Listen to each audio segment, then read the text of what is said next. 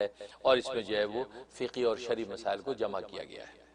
آج ہم گفتگو کریں گے کہ نماز کے پہلے رکن یعنی قیام کا بیان، نماز کا پہلا رکن قیام ہے، اس کے حوالے سے جو سوال جواب ہے وہ ان کو جمع کیا ہے۔ سوال، قیام سے کیا مراد ہے؟ جواب، قیام کھڑے ہونے کو کہتے ہیں، اور کھڑے ہونے سے ایسا سیدھا کھڑا ہونا مراد ہے کہ گھٹنوں تک ہاتھ نہ پہنچ سکے، اس کو کہتے ہیں قیام، کہ آپ بالکل ایسے سیدھے کھڑے ہو گئے کہ آپ یوں اگر کریں تو آپ کا ہاتھ گھٹنوں تک نہ پہنچے، یہ قیام ہے۔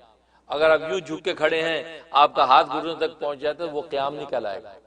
تو دیکھو کتنی پتہ کی بات کر دی ہے کہ قیام کی ڈیفینیشن کر دی، اس کو ڈیفائن کر دیا ہے کہ قیام کس کو کہتے ہیں، کہ آپ سیدھے ایسے کھڑے ہو جائیں کہ اگر کھڑے کھڑے آپ گھٹنوں تک ہاتھ پہنچانا چاہیں آپ کے ہاتھ گھٹنے تک نہ پہنچے بلکہ آپ کے ران پہ رہ جائے، اس کا مطلب ہے کہ آپ بالکل شرعی طور پہ قیام صحیح کر رہے ہیں۔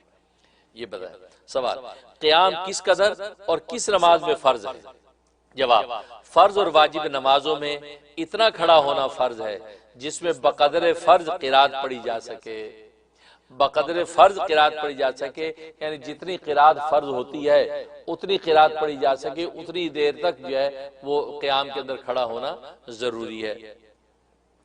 ظاہر ہے کہ قدر فرض کتنی ہے وہ پہلے گزر چکا ہے کہ تین آیتیں جو ہے وہ قرآن کریم کی سورہ کوثر جتنی، یا یہ کہ ایک لمبی آیت جو ہو جو تین آیتوں کے برابر ہو، اتنا جو ہے وہ پڑھنا قرآن کریم کی فرض ہے۔ لہذا اتنے پڑھنے تک جتنا ٹائم ہے یہ مقدار جو ہے وہ قیام کی ہوتی ہے۔ سوال، اگر کھڑے ہونے کی طاقت نہ ہو تو کیا کرے؟ جواب، بیماری یا زخم یا دشمن کے خوف یا ایسے کسی قوی عذر کی وجہ سے کھڑا نہ ہو سکے تو بیٹھ کر فرض اور واجب نمازیں پڑھنا جائز ہے۔ فرض اور واجب نماز ہے بیٹھ کے پڑھنا، کہ فرض اور واجب اس لیے کہا کہ فرض اور واجب نماز میں قیام بھی ضروری ہے، قیام کرے۔ ہاں نفل نماز آپ بیٹھ کے پڑھ سکتے ہیں، لیکن فرض اور واجب نماز کو کے لیے کھڑا ہونا ضروری ہے۔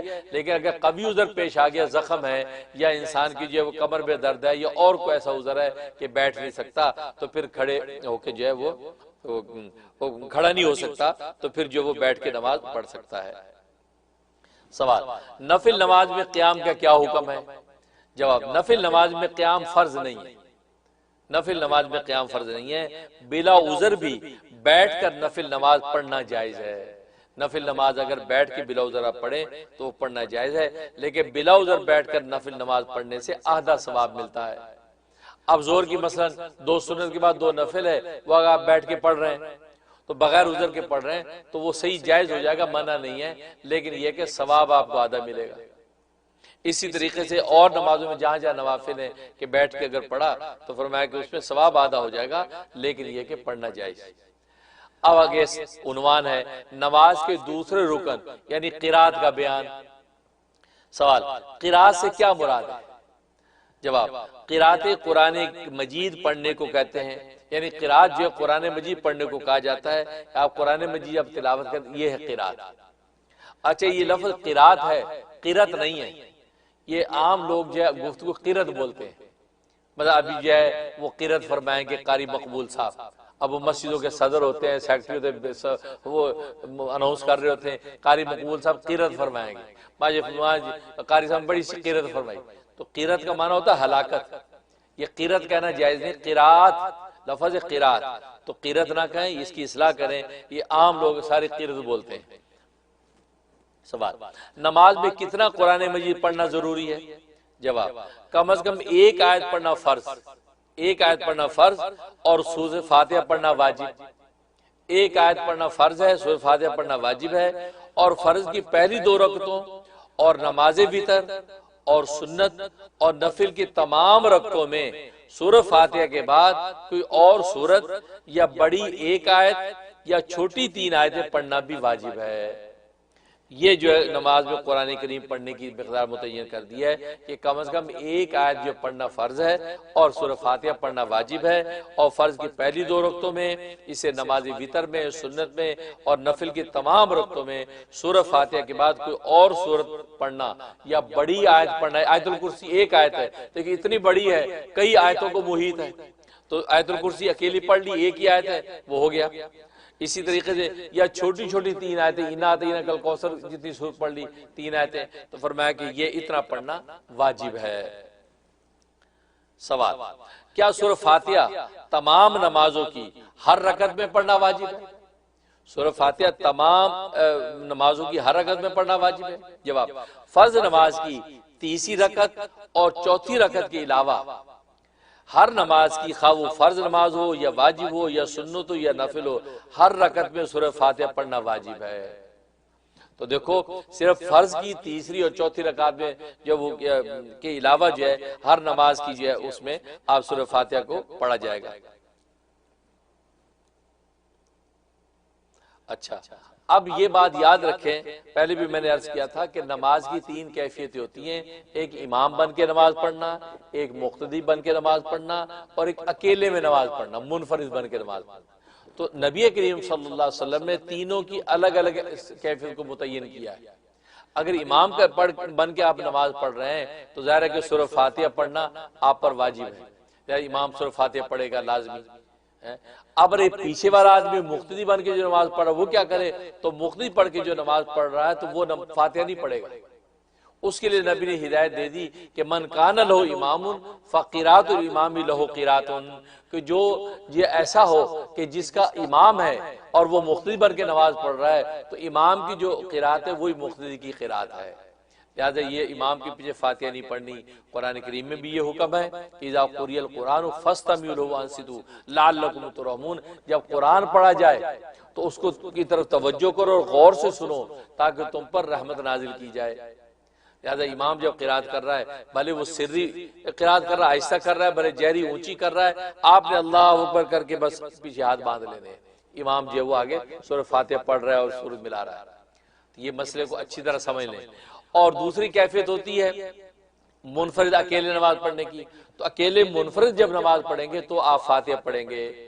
تو گویا کہ امام اور منفرد ان دونوں کے لیے حکم ہے کہ آپ کو فاتحہ ہر ایک میں پڑھنا ہے، لیکن مقتدی کر کے آپ تابع ہو کر نماز جب پڑھیں گے تو حکم بدل گیا، اس کے لیے الگ ہدایت دے دی گئی کہ آپ مقتدی بن کے امام کے پیچھے فاتحہ نہیں پڑھیں گے۔ یہ اس حقیقت کو سمجھ لیں۔ سوال، اگر کسی کو ایک آیت بھی یاد نہ ہو تو کیا کرے؟ کیا کرے؟ جواب، سبحان اللہ یا الحمدللہ بجائے قرات کے پڑھ لے۔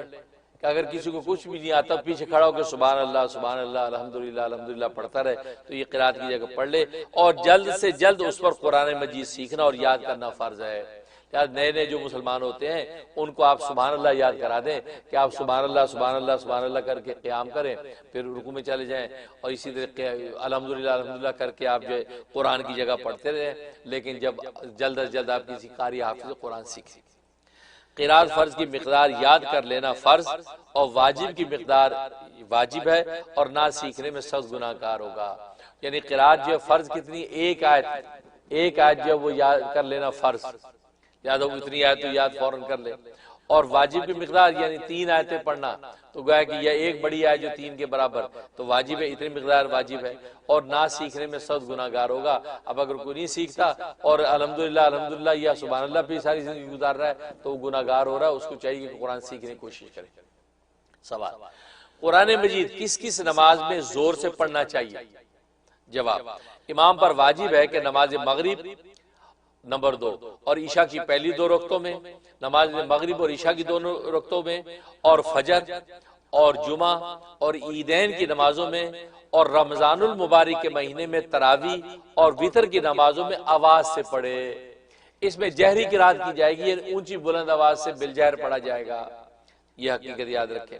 سوال، کن نمازوں میں قرات آہستہ کرنی چاہیے؟ جواب، نماز ظہر اور نماز عصر میں امام و منفرد سب کو، اور نماز وتر میں منفرد کو قرات آہستہ کرنی چاہیے۔ نماز وتر میں منفرد کو قرات آہستہ کرنی چاہیے، تو گویا کہ یہ مقام ہے جس میں آہستہ قرات ہوگی۔ سوال، زور سے پڑھنے کی کیا مقدار ہے؟ کتنا زور سے پڑھے؟ جواب، زور سے پڑھنے کا ادنا درجہ یہ ہے کہ اپنی آواز پاس والے شخص کے کان میں پہنچ سکے۔ اب اتنی آواز سے پڑھ رہے ہیں کہ پاس والے کو آپ کی آواز پہنچے، یہ اس کو جہری کہتے ہیں، ادنا درجہ جہری کا ہے۔ اور آہستہ پڑھنے کا ادنا درجہ یہ کہ اپنی آواز اپنے کان میں پہنچ سکے۔ اب آہستہ جو پڑھ رہے ہیں، آہستہ ایسا پڑھیں کہ آپ خود سن رہے ہیں کہ آپ کیا پڑھ رہے ہیں۔ بعض لوگ بالکل ہی منہ بند کے کھڑے ہوتے ہیں،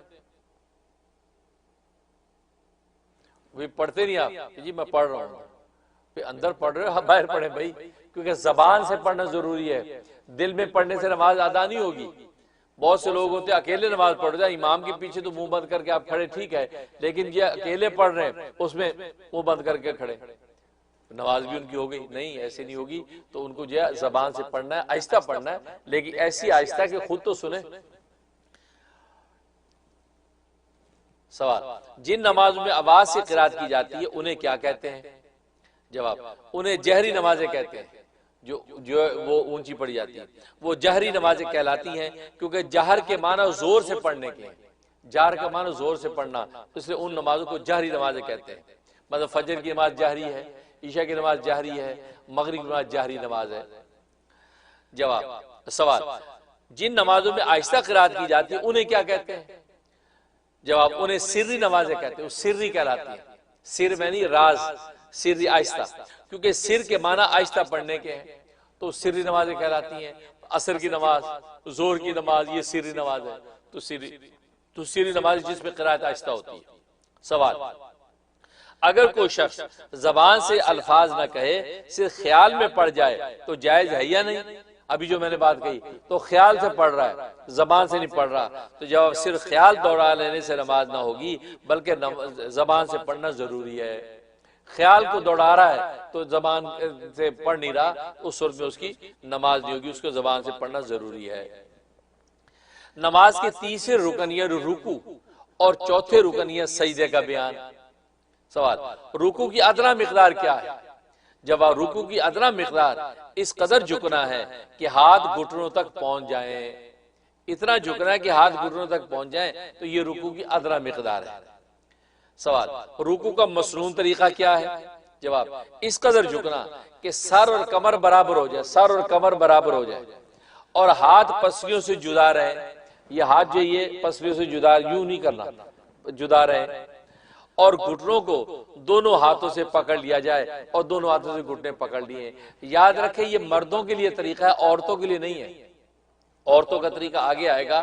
عورتوں کا جو طریقہ رکوع کا، کیونکہ عورت کے وجود میں سطر کا لحاظ رکھا گیا ہے، لہذا رکوع میں اتنا نہ جھکے جیسے مرد اپنی کمر کو سر کو برابر کرتا ہے، تو اس کے جو ہے کہ سطر کے خلاف، اس کے پردے اور حیا کے خلاف ہے، لہذا وہ اتنا جھکے کہ اس کے ہاتھ میں گھٹنوں تک پہنچ جائیں، اتنا جھکے، اور وہاں بھی اس کو پکڑے نہیں، ایسے وہ گھٹنوں پہ ہاتھ رکھ لے، بس اتنا کافی ہے اس کے لیے، اس کے اتنا جھکنا ضروری نہیں، اور یہ ہاتھوں کو بھی اتنا کھولنے ضروری نہیں، بس وہ اپنے آپ کو جتنا سمیٹ کے کرے گی اور پھر اتنا ہی زیادہ جو ہے وہ بہتر ہے، کیونکہ حدیث میں عورتوں کی نماز کا طریقہ زیادہ سطر کے لحاظ سے بتلایا گیا ہے۔ اس کا جھکنا کہ سر اور کمر برابر رہے اور ہاتھ پسلیوں سے جدا رہے اور گھٹنوں کو دونوں ہاتھوں سے پکڑ لیا جائے۔ سوال، اگر بڑھاپے کی وجہ سے اس قدر کمر جھک جائے یا کوئی اتنا کبڑا ہو کہ رکوع کی شکل ہو جائے تو رکوع کس طرح کرے؟ وہ بیچارہ اتنا کبڑا ہو گیا کہ رکوع ہو چکا ہے، وہ رکوع میں رہتا ہے بیچارہ، وہ کیا کرے؟ وہ جیسے کسی منچلے نے کہا تھا کہ بڑے میاں چلے جا رہے تھے، بالکل کمان بنے ہوئے تھے، تو کسی منچلے لڑکے نے کہا کہ انکل یہ آپ نے کمان کتنے کے لیے؟ وہ جو کمان بالکل کمان بن گئی کمر، کہ یہ کمان آپ نے کتنے کے لیے؟ تو بڑے میاں بھی تو بڑے میاں تھی، زندگی گزاری ہے، کہتا کہ بال سفید نہیں کیے دھوپ میں، تجربے کی، تو مسکرا کے فرمایا بیٹا میری عمر کو پہنچو گے تو مفت میں مل جائے گی، میری عمر کو پہنچو گے مفت میں مل جائے گی۔ تو حقیقت یہ ان کپڑوں پہ کیا ہنسنا کہ زندگی میں کیا ہونے والا ہمیں کچھ پتہ نہیں، آج جوانی کا ناز انسان دکھاتا ہے، اسے اللہ تبارک و تعالی یہ عافیت حفاظت کرے۔ اس نے فرمایا تو کبڑا ایک رکوع کی شکل بن چکا، آپ کے وہ رکوع کیسے کرے گا؟ تو جواب، سر سے اشارہ کر لے، وہ رکوع میں جھکا ہوا ہاتھ باندھے ہوئے قیام میں ہے تو رکوع کے ٹائم سر کا اشارہ کرے تھوڑا سا، بس وہ اس کا رکوع ہو گیا، سر سے اشارہ کر لے، یعنی سر کو ذرا جھکا دینے سے اس کا رکوع ادا ہو جائے گا، کیونکہ اتنا اہم مسئلہ پتہ چلا، پتہ کتنے کبڑوں کو پتہ نہیں ہوگا، پتہ نہیں کیا کرتے ہوں گے، اور نیچے جھکتے ہوں گے تو اور جھک کے ویسے گر جائے گا۔ اس لیے بھائی یہ دیکھو کتنی پتہ کی بات ہے کہ یہ جو ہے چھوٹے چھوٹے مسئلے انسان کے عام زندگی کے۔ سوال، سجدے سے کیا مراد ہے؟ جواب، زمین پر پیشانی رکھنے کو سجدہ کہتے ہیں، پیشانی زمین پہ رکھتے اس کو سجدہ کہتے ہیں۔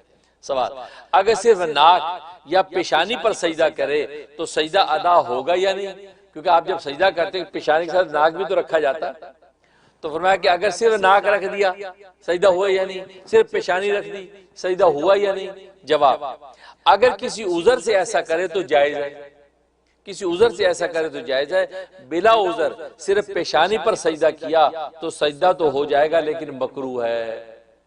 اب ماتھے پہ زخم ہے، اب رکھا نہیں جاتا سر، تو لہٰذا سے ناک رکھ کے اٹھ گئے تو یہ عذر کی وجہ سے کیا تو سجدہ ہو گیا، لیکن بلا عذر آپ نے صرف پیشانی لگائی ناک نہیں لگائی، اس وقت میں سجدہ تو ہو جائے گا لیکن مکروہ۔ اور بلا عذر سے ناک پر سجدہ کرنے سے سجدہ ادا نہیں ہوگا۔ اگر عذر کوئی نہیں ہے، اب ناک سے ناک لگا دی، یا ناک اتنی لمبی ہے کہ ناک ہی لگی، سر لگ ہی نہیں رہا، سر لگانے کے لیے مزید اور جھکنا پڑتا ہے تو ناک پہ اکتفا کر کے کھڑا ہو گیا تو سجدہ نہیں ہوا بھائی، کیوں سجدہ پیشانی رکھنے کو سجدہ کہتے ہیں، ناک رکھنے کو سجدہ نہیں کہتے، اس لیے فرمایا۔ سوال، ہر رکعت میں ایک سجدہ فرض ہے یا دونوں؟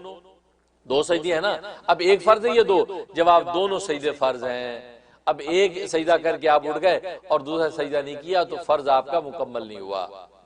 سوال، اگر پیشانی اور ناک دونوں پر زخم ہو تو کیا کرے؟ جواب، سجدے کا اشارہ سر سے کر لینا ایسے شخص کے لیے کافی ہے۔ ناک پہ بھی زخم ہے، سر پہ بھی زخم ہے، کیا کریں؟ اس میں وہ سجدے کا اشارہ کر لے تو وہ کافی ہے، اس کو سر لگانا زمین پہ ضروری نہیں ہے۔ سوال، پہلے سجدے کے بعد کس قدر ٹھہر کر دوسرا سجدہ کرے؟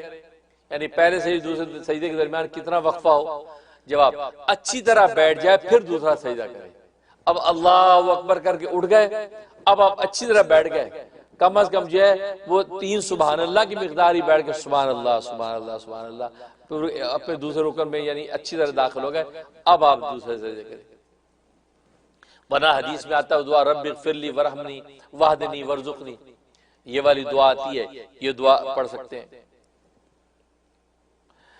سوال، پہلے سجدے کے بعد کس قدر ٹھہر کر دوسرا سجدہ کرے؟ جواب، اچھی طرح بیٹھ جائے پھر دوسرا سجدہ کرے۔